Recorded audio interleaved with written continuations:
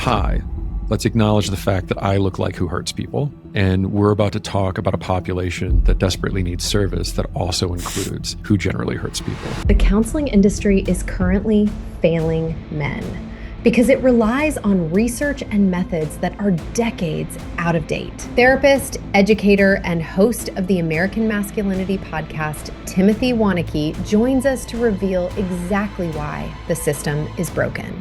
We are breaking down the biggest misconceptions in men's mental health and how we can finally address them. I feel like our whole job is convincing guys they don't have to hold it together all the time, but they do most of the time. Yeah, that is the best summary of working with men clinically that I've ever heard in my life. I'm working on framing out a book around this about generational masculinity and where it's gone and what it's doing. And the consistent theme when I think about each successive generation is a rejection of fathers of sons. There was this study, they took a look at what a bunch of grade schoolers did with each other. They put a bunch of boys in a room and then they put a bunch of girls in a room. And then they put the same group of people in a room in 20 years. And the boys that became men fell into the same pecking order they had established when they were 6. They immediately, intrinsically knew where they were in that group of guys. Yes. Yeah. And we need friction for that to exist. Everything in how we engage these days is meant to reduce friction. The problem I keep seeing now with guys in their 20s is they all think they should be a millionaire by the time they're 24. If you're not a millionaire by the time you're 24, you're some kind of failure. Pretty fucked up, yeah. Absolutely insane. You're talking about being less than 0.001% of the population or you're a failure. There's this expectation of whatever you're doing, whoever you are, if you can't show up and immediately start at a run, you're messing up, which is just nonsense. If someone's listening, what's something they can do right away after they turn off the episode? What's an action that they can take to start to practice some of the stuff that we've been talking about here? There is no skill that you develop ever without failure. Just go fucking fail a few times, man. It's not as bad as you think it is. Hello, welcome back to Men's Therapy Podcast. I'm your host, Marc Azoulay, and I'm here with Tim Wienecke. He is a therapist. He's an educator. He is the host of the American Masculinity Podcast. Check that out. We're going to have a link to that in the description, and a great friend of mine. So we're going to talk today about how our industry fails men, and not from a complaining way, but from an actual, practical educational standpoint of some of the mistakes and the missteps that they make when they're training counselors. So Tim, welcome to the show. Hey man, thanks for having me. It's going to be a good time. So I want to just jump right into it. What do you think is the number one or top few misconceptions that I think our industry has in working with men? I think the biggest one is that in the education for counselors, the presumption is that men's issues are fairly well addressed because all of the original modalities were built around men. Right. So if you go back and you look at when the field was kind of getting together and the kind of more traditional therapies, right, CBT, DBT, and all that, they were generally built around men. But most of those were 3 or 4 generations ago. And so by having the classical training be considered we already did that. It's basically the same problem that we're starting to see in the medical field, where there's just this presumption on men's health that it doesn't need study because so much of the backlog of history only studied men. And it's a pretty natural instinct for women in power that are of an age to still hold, right? I want to normalize that because it was the reality for so long. But I think that's the biggest miss in education that I see around it. They're kind of relying on, or the stuff they're relying on, I'm hearing is from the 80s, right? 80s or 90s at the most, right? We haven't used modern methods and modern research to try to look at these things from other angles. Not the masculinity, generally speaking, no. I would say that the field in general is almost always 10 years behind because just that's how the DSM and the diagnostic criteria work, right? Is it's got to have enough data to really lock in on a medical standard. And then if you put in men's issues, tack another generation on that. And I think that's starting to turn, depending on your program. So one of the really hopeful things about it is I've been doing a lot of guest lecturing in various graduate classes now, which is nice. And the whole point of me going in is to talk about men's issues. So at least for some class, the students get 3 hours of me rambling about how men need to be served and how they can be served well, which is nice to see. That's good. Yeah, at least we're on the docket somewhere. At least they're thinking to bring in a guest lecture about it. Yeah, man, it's nice. I mean, you've been to the same conference as I do, right? There's a hunger in it. I think the one nice thing about this is the field is turning. More and more people are recognizing this miss, and there are people trying to address it, but it's hard. Let's dig into it. What do you think we're missing? When you do these guest lectures, what are you highlighting and what are these counselors not getting trained in? There's a few things. So the first one is just looking at demographics. The good news is that professors are more male than the field. So the people teaching this stuff, about 25 to 30% are male professors, which is a pretty big deal because it's 19 to, I think, 22, depending on your state, of actual licensed clinicians. And so my guess on that is because men are more status driven, we're more likely to want to teach and be seen as a professor and get those accolades. But that's still only 30%, right? That's still not a huge percentage.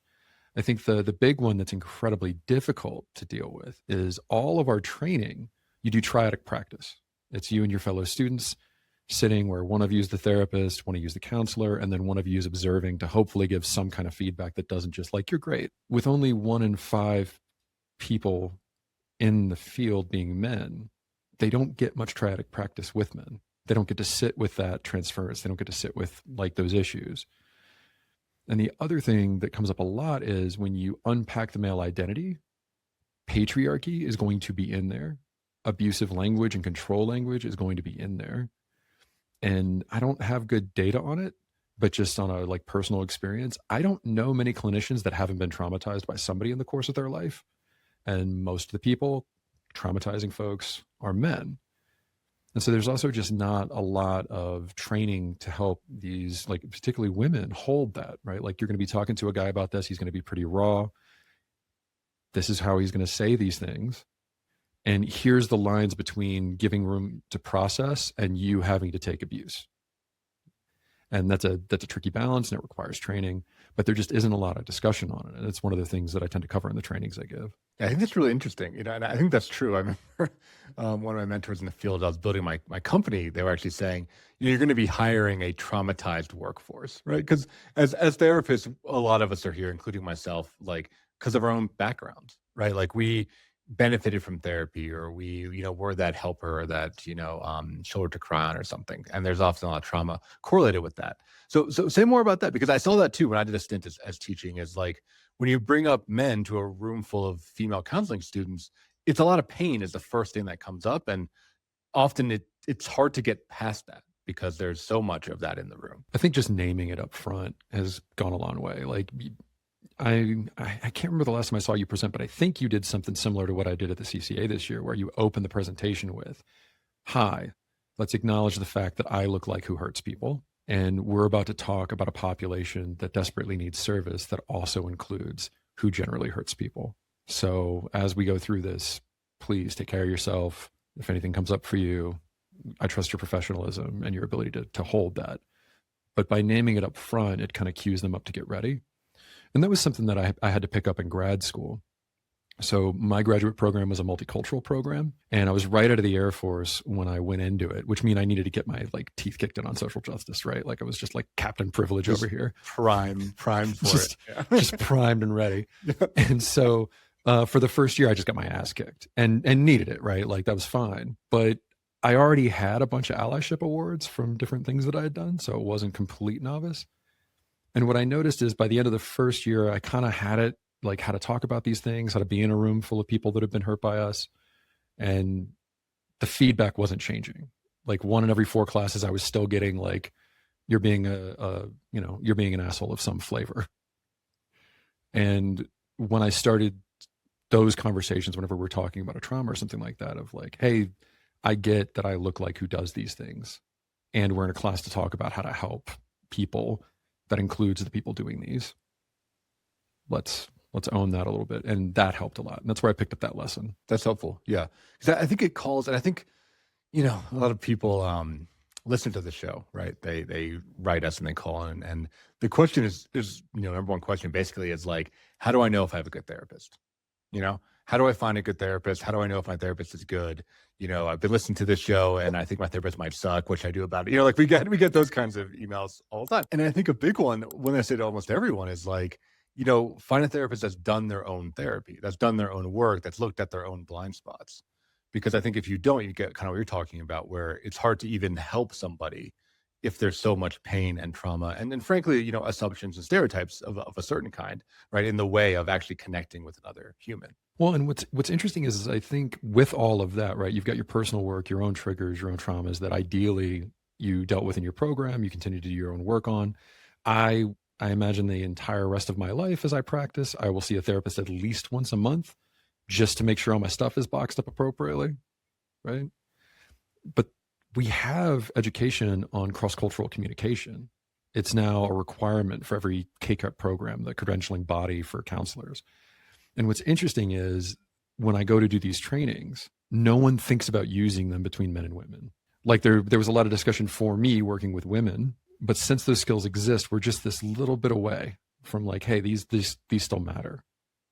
You can still do it.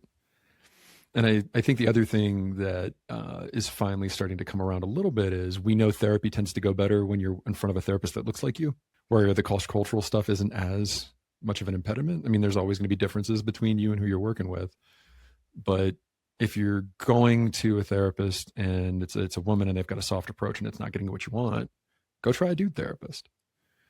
I will say, though, every client I discharge, if they're not going to come back to me, I recommend they go to a female therapist, because we've already done good work by then. And this gives them a chance to have different things come up. Like a lot of it's going to depend on the issues. So let's say that you're a guy that's really been hurt by women in your life. Having a reparative experience with a female clinician can be incredibly impactful for that. And so that's why I like doing these trainings so much, is there's plenty of like good female clinicians that want to do better and some that do great work already. It's just a matter of how do you screen that, right? And I think it comes back to vibe. That's always what these conversations go to. Get on the phone with somebody, see if they sound like somebody you can respect and respects you, and start from there.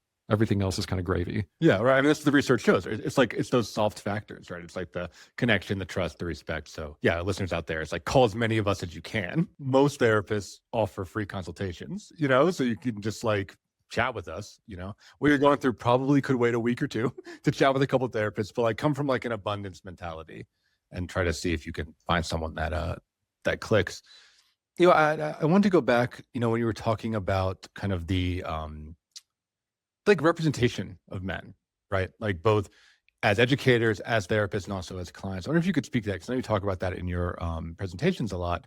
And I think it's a tough nut to crack for therapy students, because we are privileged, right? Especially white dudes, right? We're privileged in the world, but in the realm of mental health, we are a minority. And that's like a hard paradox, I think, for clinicians to hold sometimes. The term that we use in university is a privileged minority, right? And it's a really weird blend, because you hold a lot of the privilege. There's a reason why you and I could walk on and be professors, right? Where the women that are coming forward probably have to do a little bit more work, if we're being honest about that. One, because they're hungry for diversity in their staff. But two, you and I are generally better at just like sounding like we know what we're talking about, because we're raised as white dudes in America. Like we're supposed to sound blustery and confident, right? That's why we're awesome at this podcasting thing. The other thing with it is that I think it's also a status connection point that makes it a little rough, right? So since we know men are more status driven, of the credentials, mental health credentials are lower status within the medical community. They basically, like, depending on the doctor, they look at us like they look at acupuncturist. Sure, it might help. You can go to them, I guess. Right. As opposed to an integrated thing. Unless you're doing like hard addictions work and you're working with centers and things like that, there's just this miss there. And that's also why we are the lowest reimbursement rate by credential and level of education within insurance billing. So if you look at like a PT, right, they're about equivalent license. They go through the same kind of length of time of training and education that we have. They bill out on insurance about $20 more an hour, which is just, it's trash. Like it's not that they shouldn't get that money. They're underpaid too. Like as long as the paychecks aren't there, it's the same problem with teaching, right? One of the reasons why we don't get more men teaching K-12 education is because the money isn't there. And you're not going to get most guys who have an instinct to be a provider in this country to go do this work if they can't see a clear path towards a livable wage. 100%. Yeah, I'm happy you're talking about that, because it literally is just math. It makes me think of that case study in the Richard Reeves book, Boys and Men, where they look at like Australia. And listeners, check that book out. It's awesome if you love this work. But it's one of the best ones. It's like just a ton of research, all data back stuff. But he talks about how Australia was trying to get more men to be nurses.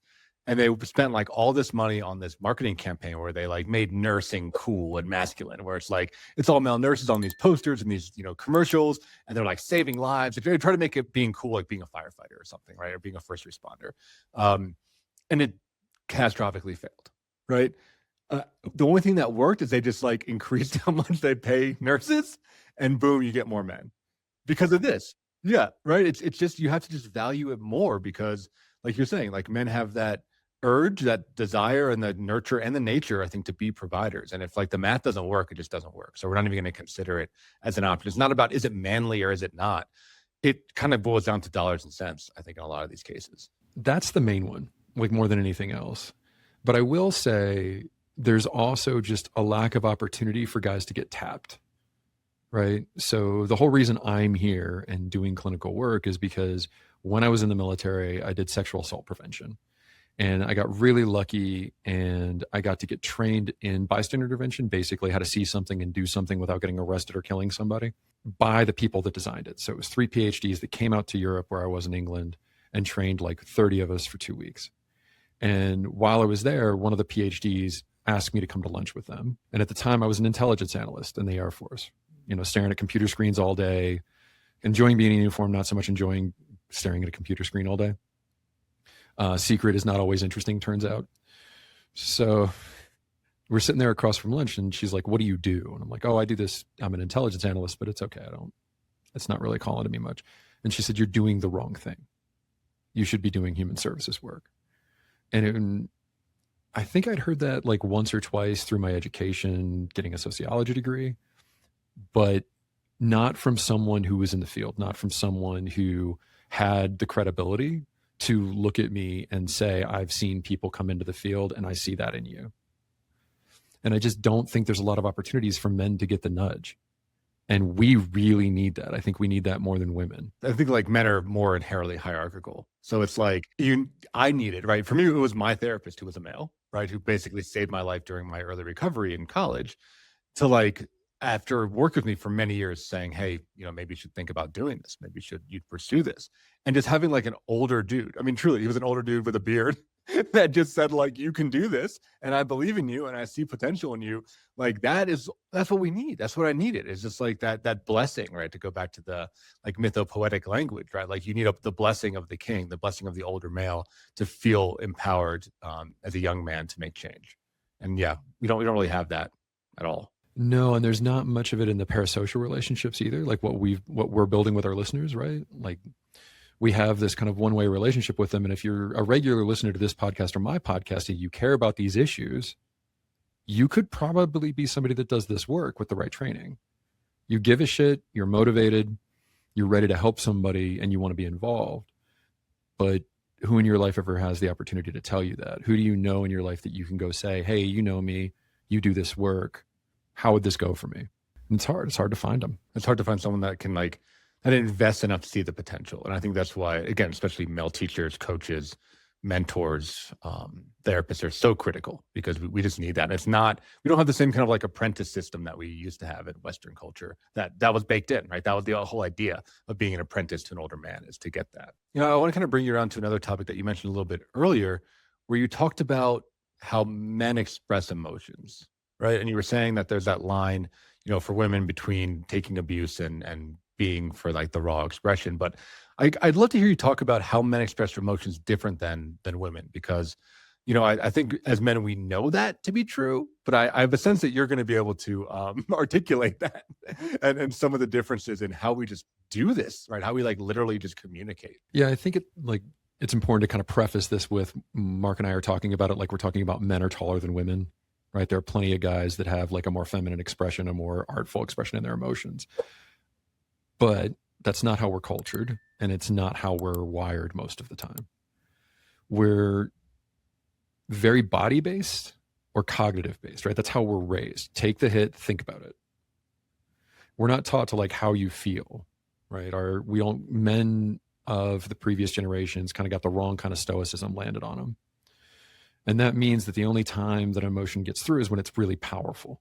It's got to be a pretty big emotion. And so it's going to be anger, it's going to be joy, and it's going to be sexual desire.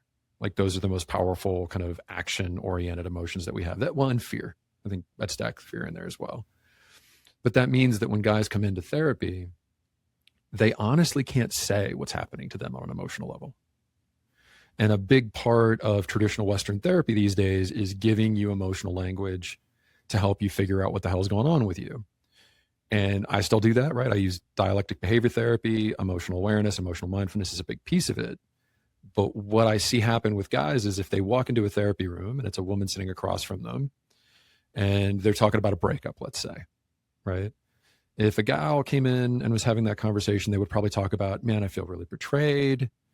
I feel really sad. I'm hurt. I'm angry. This is so complicated and I'm in the middle of grieving this. What a guy says is, she ripped my fucking heart out. And both of those expressions are accurate. Like they're neither of those are right or wrong. But what will happen is the female clinician will not give that enough space before she starts trying to provide emotional education to the guy.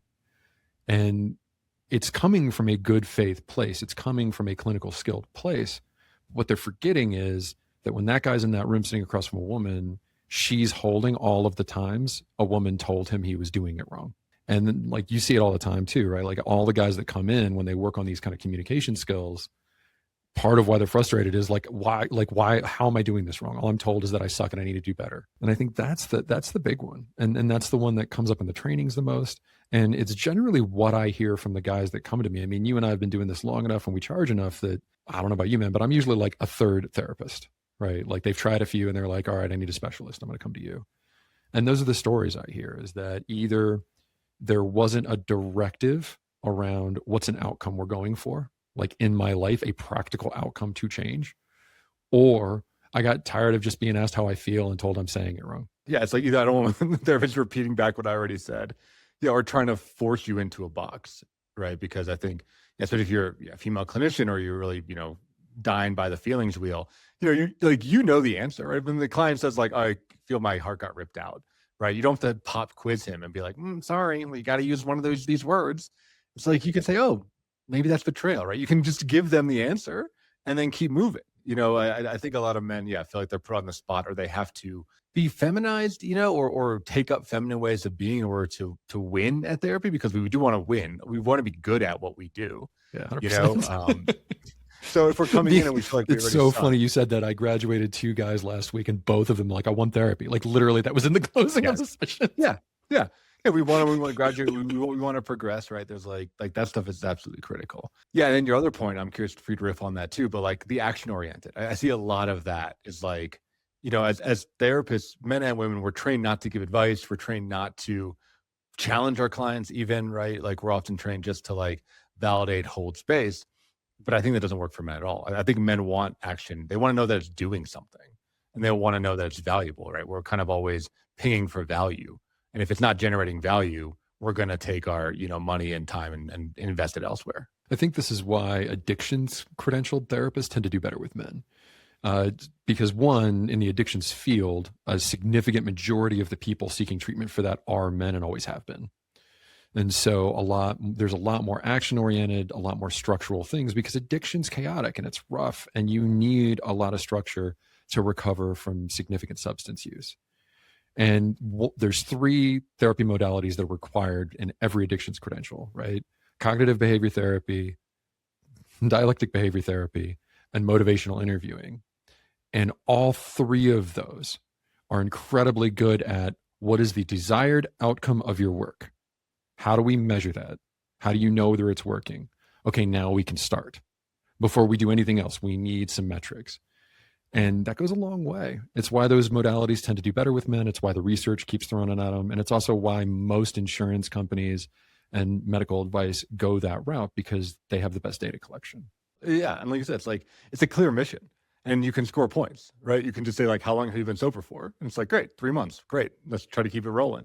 Like it's very, very linear. And I think, you do the deeper work, the childhood trauma and all that stuff there, but you get that initial credibility, and something that, I talk about in my presentations, I know you do too, about respect, right? Something like it's not taught in school how to like build respect with the client. We talk about how to build safety, but not respect. And I think respect with men, it's like, okay, can this person help me with an issue? And if you can demonstrate that you know what you're talking about, that you're actually useful, that you're valuable, that you understand where they're going, then they'll trust you forever. But if you don't jump in fast enough and actually fix something in their lives, then I think the respect doesn't have a chance to build, because they're like, oh, what's this person even doing? Like, are they qualified? Like, why am I bringing them into my circle if they're not going to be benefiting me? There's two kind of that get pushback on that in the presentations, right? There's one of like, hey, there's different modalities and different ways to goal set. Sure, meet your client where they're at, right? And that's the push on that. And it's pretty easy. They're supposed to identify their goals. Don't be a dick about it. The second one, though, that gets the most pushback is, as a therapist working with men, you need to be willing to fire a patient. Like, that's the other thing that I get the most pushback on when I'm doing these presentations of like, hey, if a guy comes in, he needs you to build credibility with him that you can help him with his problem. So there needs to be homework. And if he's not doing it, there needs to he needs to go. Yeah, there has to actually be like a bar to clear, right? There has to be a standard. And like a fairly immediate one. And what's interesting is, I think it's that when clinicians hear that, and I think probably the listeners hear that, is like, oh no, if I go try this tool and it doesn't work, I'm failing at therapy. That's not what doing clinical homework is. What doing clinical homework is, did you try the thing? Did you pay attention to what happened when you tried? That's all you got to do. If it didn't work, that's fine. We've got other tools. It's our job to have piles of them for you.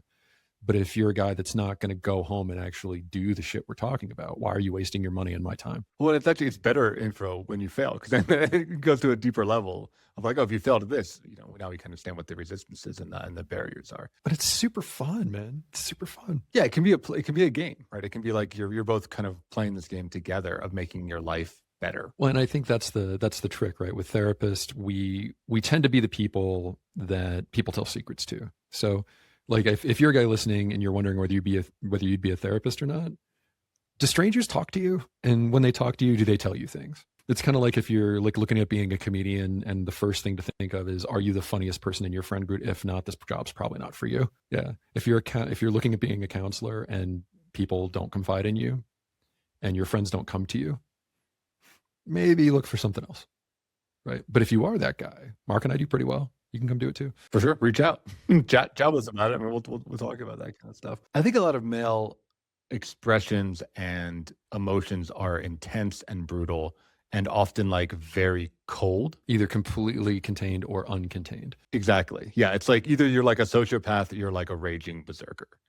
And I think that turns off a lot of clinicians because they can't quite hold that intensity of either one, right? Either super hot or super cold. I'm curious, what your thoughts are on that, and how we can, as a field, get better at that, because I think that is how men express themselves. Well, do you remember when we were hanging out with Robert Allison, and he said, I feel like our whole job is convincing guys they don't have to hold it together all the time, but they do most of the time? That is the best summary of working with men clinically that I've ever heard in my life. And it's this idea that we try to go stoic and we hold it together and we contain and we do this, but we just end up in the shame and anger cycle, where we're so afraid of what happens if our emotions get out that we use shame to try to not have them, until at some point we won't have it anymore and we get angry enough to pop off. And so a lot of clinical work is to give space that's safe, because the person in front of you as a clinician isn't someone you're scared of. Ideally, it's not your wife, it's not your girlfriend, it's not your friends, it's not your boss. You're paying us. There's a relationship here where like our job is to kind of put up with your shit for a while, but that's where it gets hard. So let's say that I'm a woman whose father abused me, and this guy is talking about how he's holding together his anger with his kids with the way his ex-wife is behaving. And he starts to escalate, and he talks about like some pretty visceral desires, right? Like, I just want to shake him. I just want to fucking shake him so they could do this.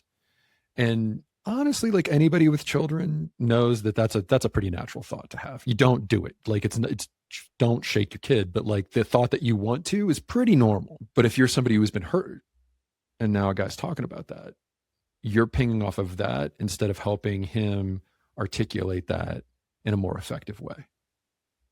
And that's where it kind of goes off the rails a lot of times with people. And I would argue with sometimes with male clinicians too. I think just less with us. Yeah, I think that's because we get it, and we have been emotional, right? I think there's a misconception that like men don't talk about emotions, and I think it's back to the point you made earlier. It's like, I think we do. We just do it differently. And it's shitty to think that our version doesn't count in the same way. But like, We have. I mean, I don't know a single guy who hasn't talked to somebody that's gone through a breakup, right? It's like we've been there for our buddies, right? We've talked about, wanting to beat someone up because we're upset or hurt by them, right? We've talked about wanting to leave or run away from a situation that we don't want to be a part of, right? We've talked about how pissed off we are at authority or at, our shitty boss, right? I mean, we talk about emotions, especially, Gen X down, right? Gen X, millennials, Gen Z, like we're very, very emotional. We're not that same kind of shutdown as the boomer men. And back to your point of the industry being behind, I feel like a lot of the stereotypes are this older generation of man who, of course, still needs work and still needs treatment, all this kind of stuff. But the millennials and Gen Z, especially, like we have a very different experience, and I want to give you the platform here to talk about what might be different between a millennial and Gen Z man versus, the boomer man that I think our industry kind of is stuck on, that archetype. I think the fear is different. So when you're talking to a boomer guy about his expression of emotions, what he's afraid of is losing face. What he's afraid of is being seen as not masculine.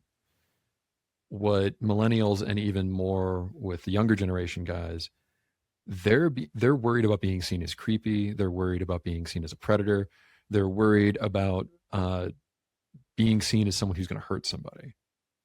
And they're so terrified of it that they hard struggle to engage with anybody, like even other men, because the idea of engaging with another man is dangerous in a different way than women. Like that parallel process, like we learned the same solution of don't express it, but what they're afraid of is just so drastically different. And I think some of it is that the Zennials and younger millennials have less empathy as a skill. Like if you think of empathy as a skill, just successfully identifying what the person in front of you is experiencing, because so much of their social life is on screens that they're literally missing cues.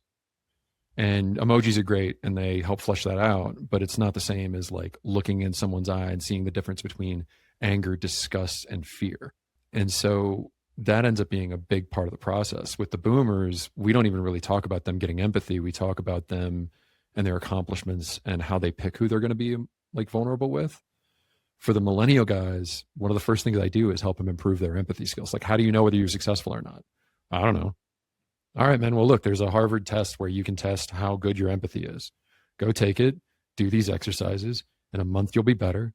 And then you'll have better information when I tell you to go fail. Go hit on a girl will tell you no. And then come talk about how that felt. Just go fucking fail a few times, man. Like, it's not as bad as you think it is. Yeah. Well, what stood out to me, and I just love to hear you talk about it, is because I see it too. It's like younger men, especially I think Gen Z, more so than millennials, although we did it too, like avoiding male spaces, and I think like disowning their gender identity. And I do want to make a difference, and you and me might disagree here, so I'm curious what you think, but I think it's disowning. I use that word really like clearly. I think some people would say that gender identity is evolving, right? And masculinity is shifting, which I think is true to some extent, but the guys that at least come into my office, they like don't want to be male, right? Or they're afraid of being male. Like you said, they're afraid of being creepy. They're afraid of being sexual. They're afraid of being aggressive, right? They're afraid of being competitive. Right, some of these things that were classically male, right? They're afraid of testosterone, almost in a way, So yeah, I'm curious what you think about that idea. I would reframe it a little bit. Like I'm working on framing out a book around this about generational masculinity and where it's gone and what it's doing. And the consistent theme when I think about each successive generation is a rejection of fathers of sons. So when we talk about the greatest generation, right? They went to World War I, World War II. They came back. They made the VFWs. Then the silent generation went to Korea. Those guys came back. They got to go into the VFWs and places. But when it was the boomers' turn and it was Vietnam, they didn't classify it as a war and they never got into those veteran spaces. And then when you talk about Xers and masculinity, there's this rejection of like kind of the feminization of men as though it is effeminate to talk about a need, right? The Xers' whole thing is do it in silence, do what you need to do, and don't bitch. Yeah, like don't be a problem. Yeah, don't be a problem. If you're a problem, I don't want to be around you. And so rather than it being like these guys are rejecting their masculinity, I think it's that we've had subsequent generations of fathers and men of that generation rejecting the masculinity of the next. And so because of that rejection, we entirely lost the mentorship that men desperately need. That is kind of baked into us to look to those models, to look to who you can see doing what you want to do. And so I think some of it is a fear of the masculinity because they're like you said, they're worried about being seen creepy. They're worried about being seen in all these ways. But I think the bigger problem is that we have changed things so rapidly that men of one generation have no idea how to help the next generation be a man in the world they live in, right? Like the Xers have no concept of what living as a guy with social media is like. Then they're disdain. They like hate it, right? They like you bring it up at all of like, hey, I have an issue with like I'm getting cyberbullied or whatever on TikTok or on Snapchat, and like people are like, just turn it off. Just that's stupid. Like, why would you even like? Don't even talk to me about that, right? It's like immediate wall of rejection. Whereas like that's a very real thing for that Gen Z guy to be going through. Yeah, like whenever I'm working with like an Xer or an older millennial dad talking about it, I always frame it out as like, where did you like to hang out when you were in high school? Okay, what happens if every time you go there, you get bullied and you can't go anymore? That's what this is like for them. And then they hear that a little bit, but it's a hard thing to cross, right? Because it doesn't make sense to them.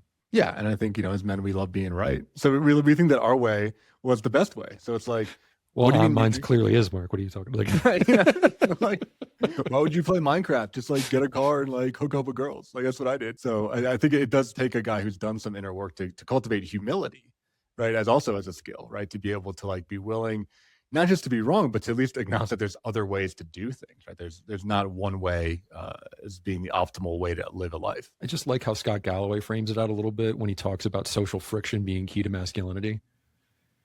Right. So we are hierarchical, like we do fall into pecking orders. There was this study that I don't know if I can find anymore, but they took a look at what a bunch of grade schoolers did with each other. They put a bunch of boys in a room and then they put a bunch of girls in a room.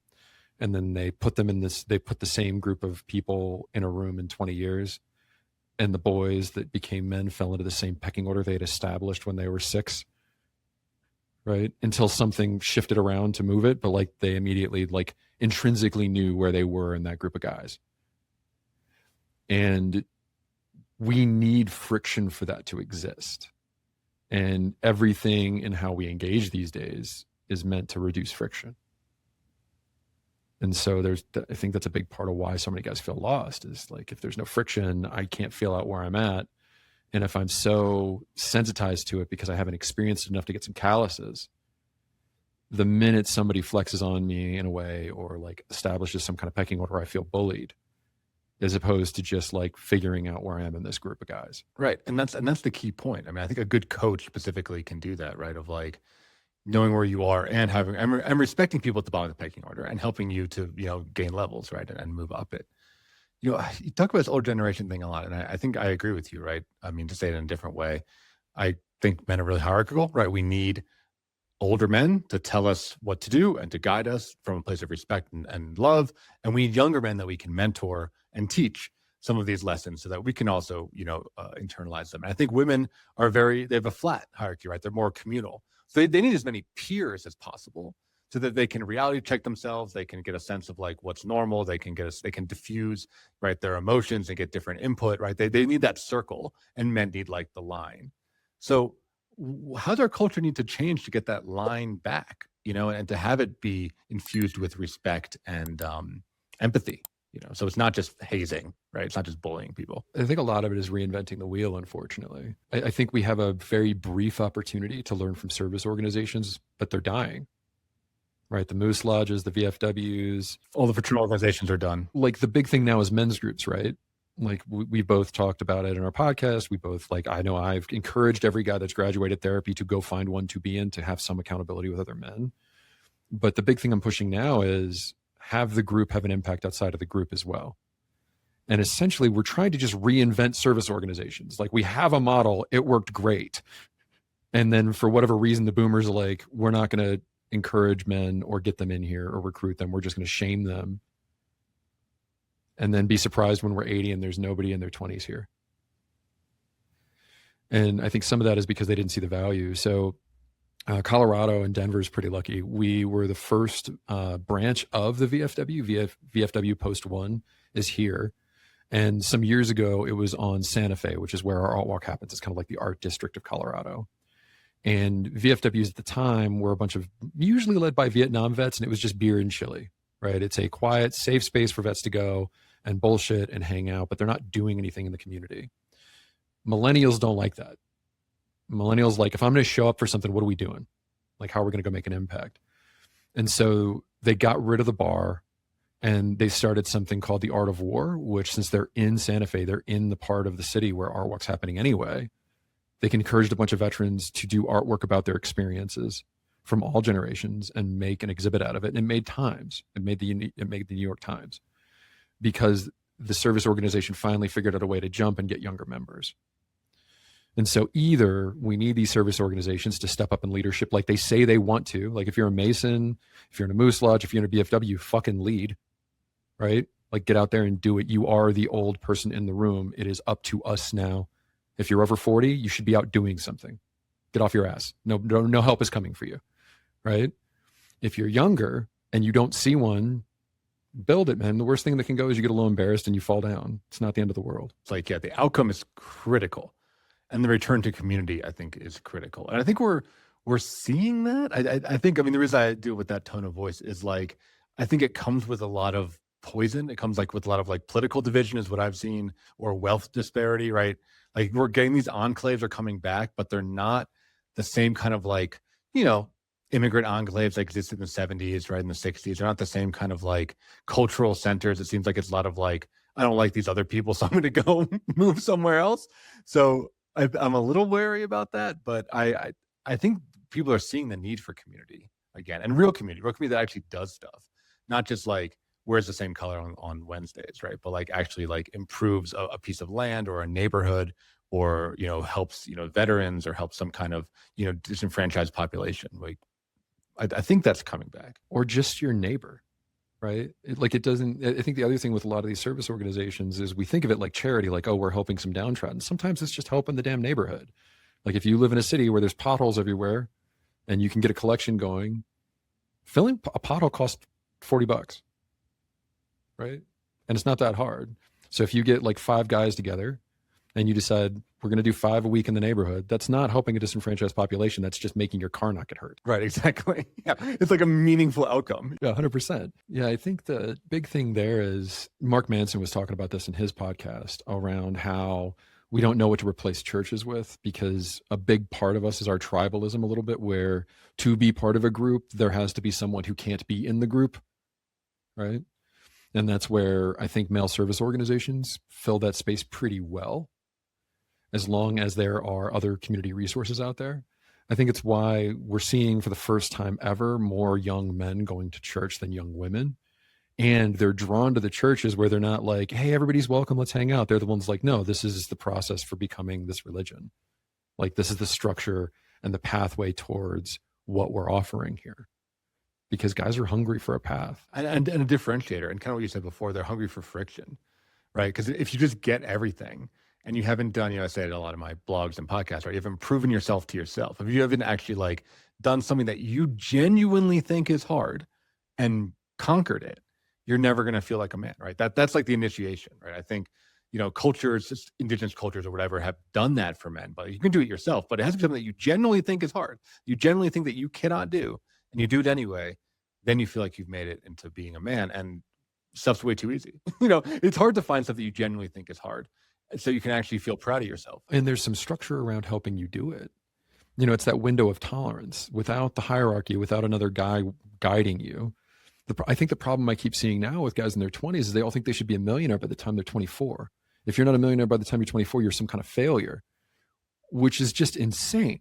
It's absolutely insane. You're talking about being less than 0.001% of the population, or you're a failure, right?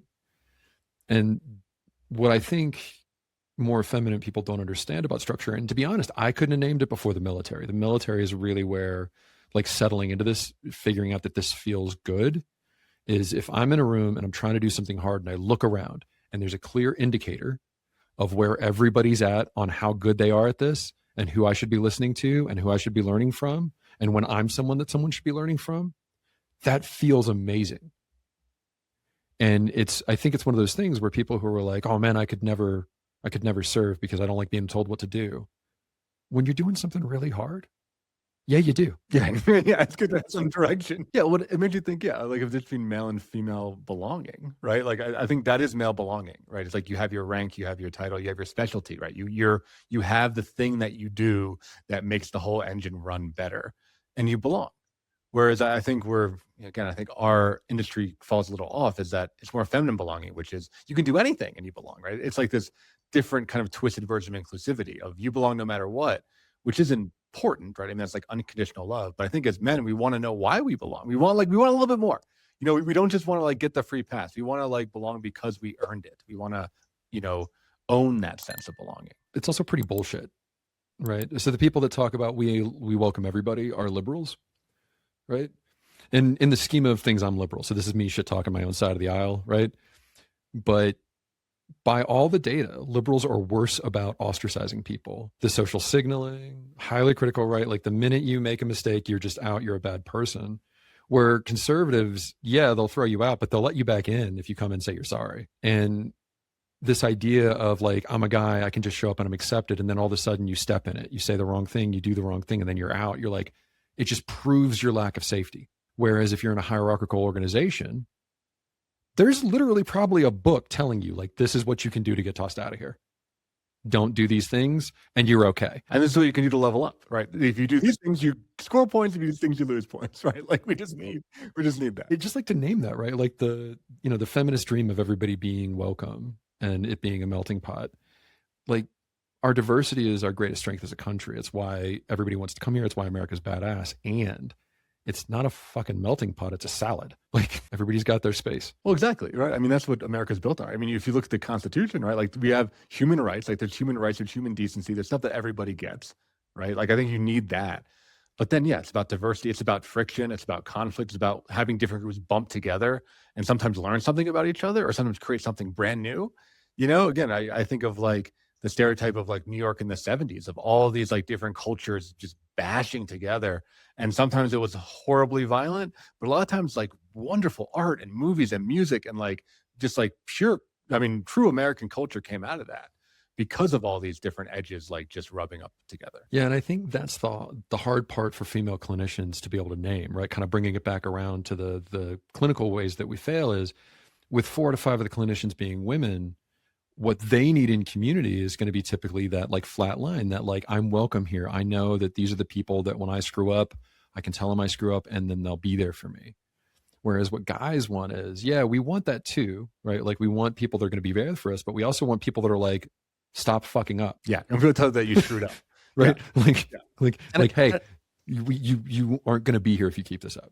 Yeah. We love you. Please stay. Please do something different. And I think that is a privilege thing, right? Because I think men, and especially white dudes in America, like we don't get checked in the world that often, right? Like we do get intimidated by people. Yeah. I mean, unless you're in liberals, therapy school. But like, I think like most dudes, like we can just go and we just fall and our blind spots take control of us. I think it does take a therapist or a men's group to be like, hey man, that was not okay. We're going to kick you out. But like, I'm going to tell you the hard truth that probably people either are too afraid to tell you, or maybe they're just not as invested in you. They're just kind of letting you do your thing and then they're going to talk shit behind your back or whatever it is. But like as men, we need that mirror and we need someone that will help us improve. But we can't improve if we don't know what the problem is. And I think a lot of these privileged dudes, I work with a lot of, wealthy, high performing men, and they got real social relational problems, but nobody will tell them because they either don't care, they just want them for their money, or they're just kind of afraid of them.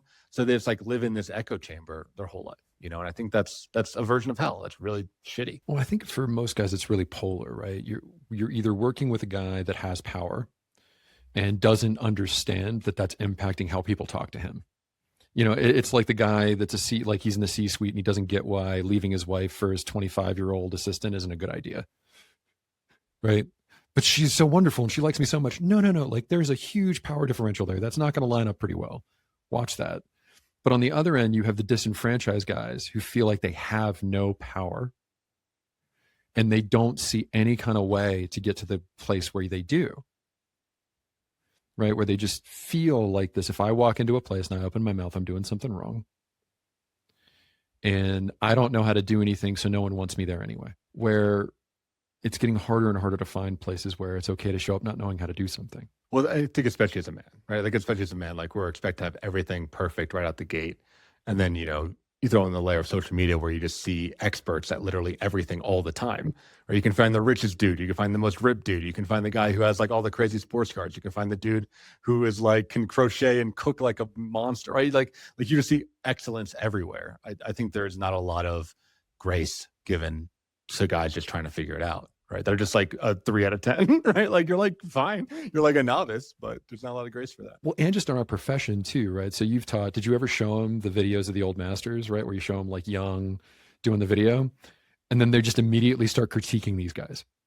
Like these are guys at the pinnacle of their career doing the thing that they do. And rather than saying, oh, I'm learning how to do it like this, they're like, man, he talked over her a lot. I'm like, yeah, he's an old white dude in the 60s. Yeah, that was the kind of asshole that you had to be to do what he did. I'm not saying it's right now, but like, what else did he do? Can you see that?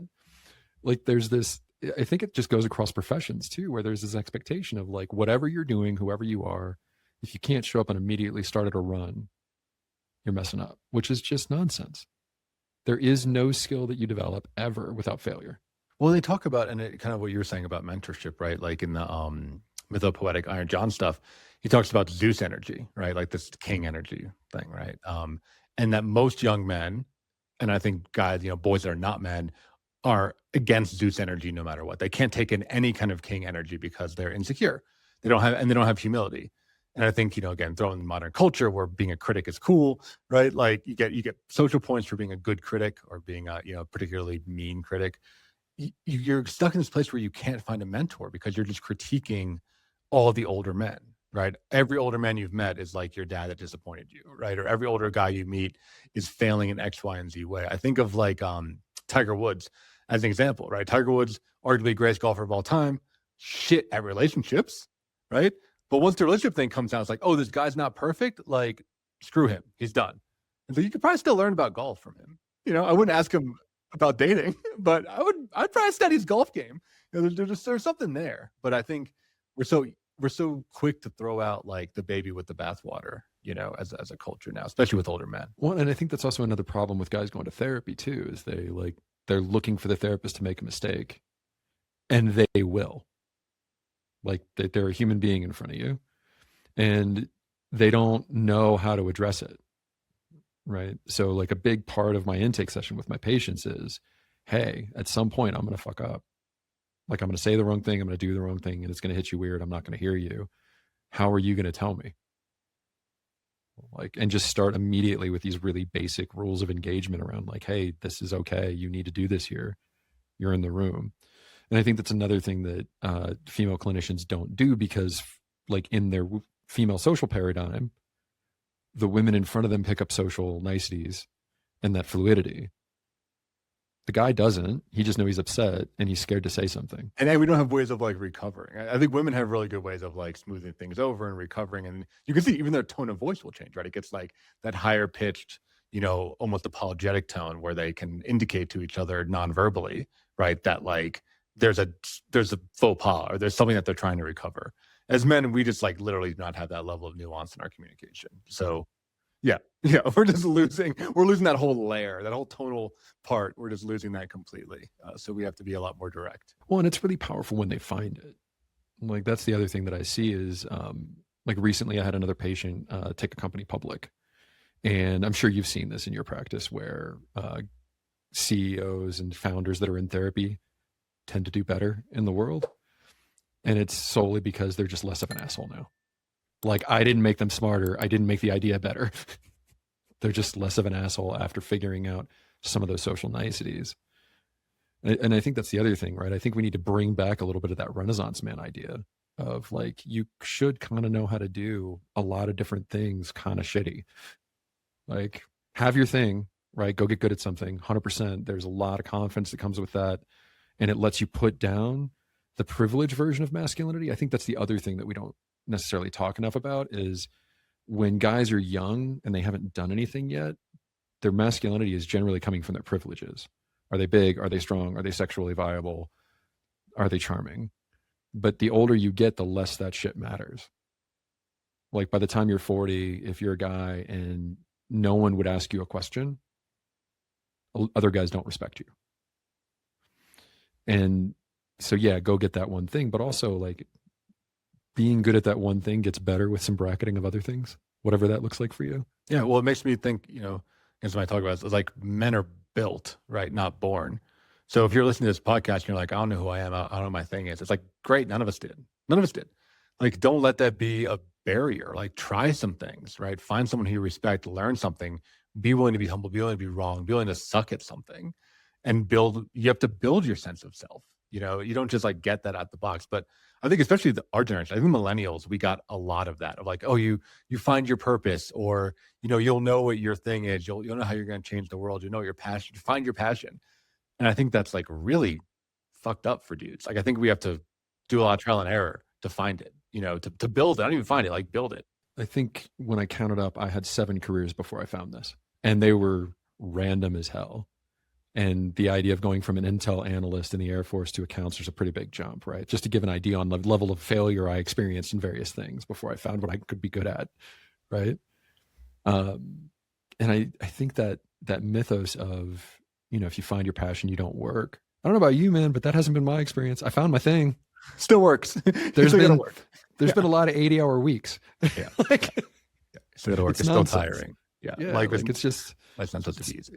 Yeah, it's just picking your suffering, right? Like, what hurts and is it worth it? Yeah.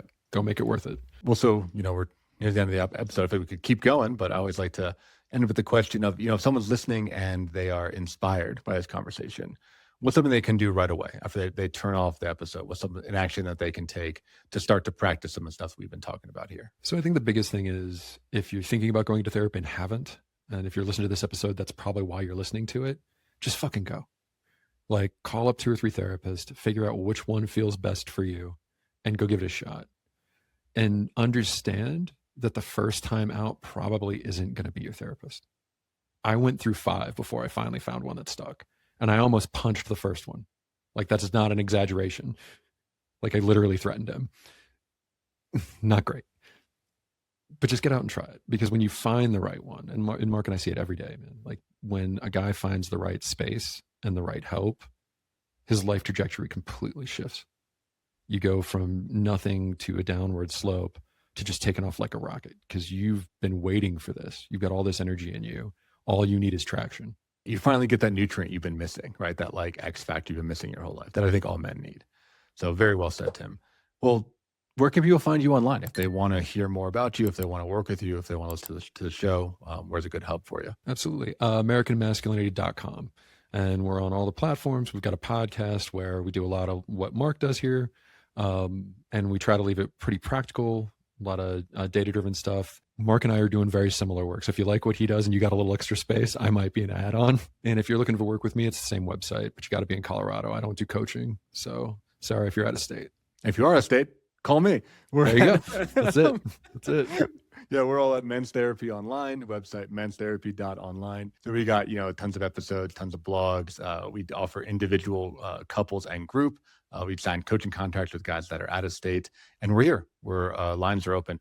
We also have a free Slack community, which is like a chat room. If you're not familiar with that app, we can go talk to. We have like over 250 guys right now. I'm looking at it on my other screen here that are just talking about real shit, and that is entirely free, no strings attached. So you have a brotherhood that is waiting to accept you. There are guys that want you to be better, and we want to welcome you so you can do some of this work and make the world a better place. So thank you so much for tuning in. We'll see you next week, another episode of the Men's Therapy Podcast.